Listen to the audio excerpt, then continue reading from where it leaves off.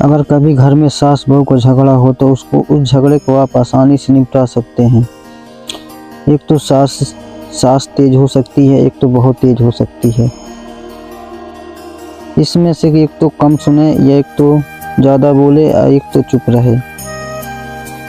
इनमें से तो दोनों चुप होने वाली है नहीं, लेकिन इनकी समस्या का समाधान है कि आप इनको बहुत ही सरल तरीके से या तो सास को चुप करवा दीजिए या तो बहू को चुप करवा दीजिए।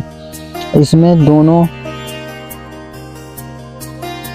पिता और बेटा दोनों मारे जाते हैं, क्योंकि सास और बहू के झगड़े में दोनों पिता और बेटे को ही इस समस्या का समाधान निकालना पड़ता है।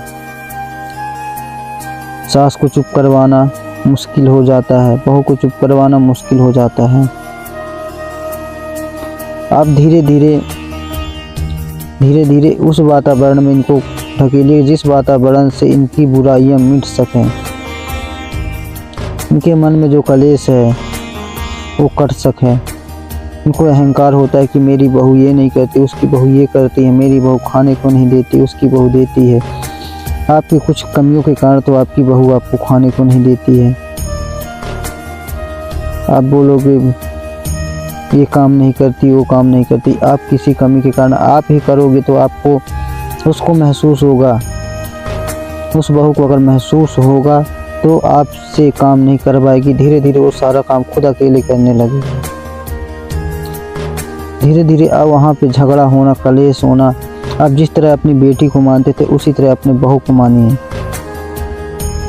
सास का दायित्व बनता है कि मेरी एक बेटी गई तो दूसरी बेटी मेरे घर में आई है, मेरे घर में लक्ष्मी बन के आई है।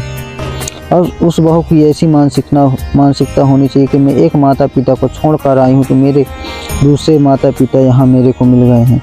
जिस तरह वो अपने माता पिता की बात मानती थी उसी तरह यहाँ अपने सास ससुर की भी बात माने और अपने सास ससुर का आदर सम्मान भी करें।